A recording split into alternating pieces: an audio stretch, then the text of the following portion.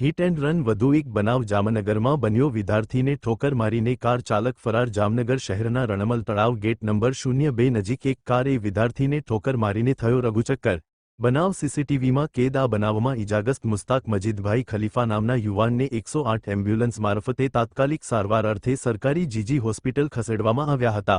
મુસ્તાક ખલીફાના પરિવાર દ્વારા ફરિયાદની તજવીજ હાથ ધરવામાં આવી છે.